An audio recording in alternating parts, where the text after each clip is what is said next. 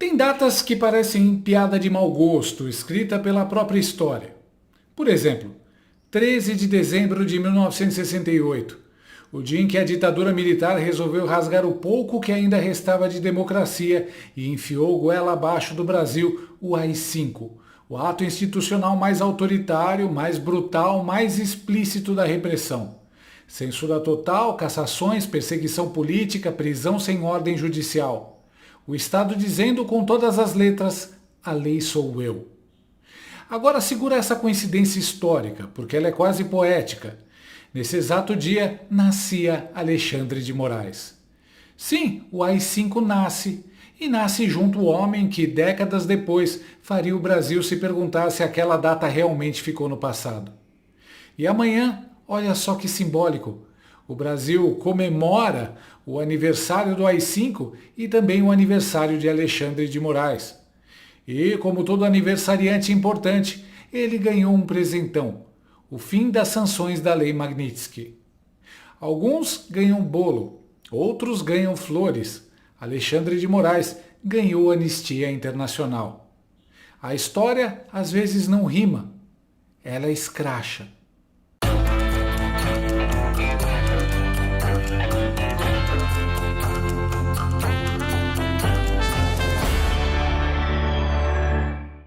O acordo foi selado. Sim, senhoras e senhores, acabou de sair. O governo dos Estados Unidos removeu oficialmente Alexandre de Moraes da lista da Lei Magnitsky. E não foi só ele. A esposa também saiu limpinha do cadastro. Caiu o bloqueio de bens, caiu a proibição de negócios, caiu a tal da punição exemplar. A diplomacia de bastidor funcionou.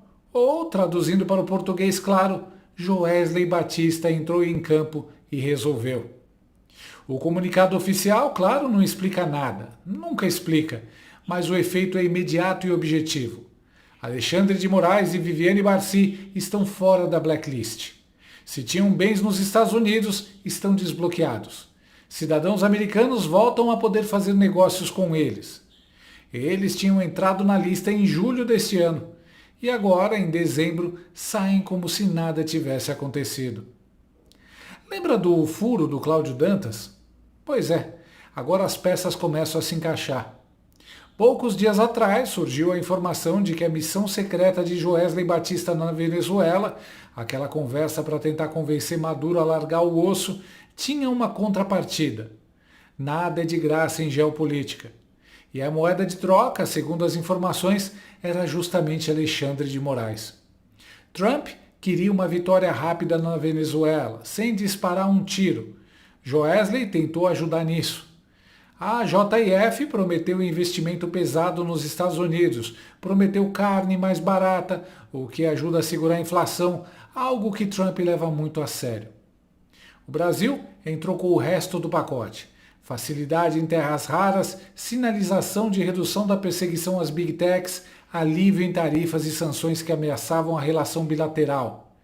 E, internamente, Moraes faria a parte dele: não barrar a redução de penas do 8 de janeiro, diminuir o tempo de permanência de Bolsonaro na cadeia para algo em torno de 2 anos. Resultado: Magnitsky retirada. É nessas horas que a gente percebe uma verdade dura, mas fundamental. Em geopolítica, pragmatismo sempre vence ideologia. Trump não opera com o fígado, opera com a calculadora. A ala bolsonarista foi rifada? Foi. O ativo Alexandre de Moraes foi negociado como ficha em mesa internacional? Foi também. E agora vem um detalhe curioso, muito curioso: o timing.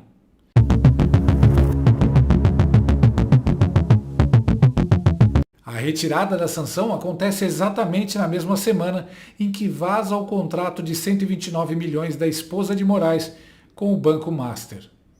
Enquanto a pressão interna aumenta, a pressão externa simplesmente some. Eu sei, essa notícia é revoltante, desanima, dá aquela sensação clássica de Brasil. Os vilões sempre se dão bem, sempre escapam. E infelizmente isso não é só sensação, é padrão. Mas vamos tentar analisar com o cérebro, não com o emocional. Trump não é bonzinho. Se ele retirou a sanção, algo foi entregue em troca. A pergunta é, o quê? E aqui vale lembrar a matéria do Carlo Cauti, de 4 de dezembro na Revista Oeste. Presta atenção no que estava escrito lá. Estados Unidos avaliam revogar lei Magnitsky contra Moraes e a mulher. E mais, o acordo envolveria a concessão de terras raras brasileiras para exploração americana, fim da censura contra mídias sociais e colaboração no combate ao crime organizado.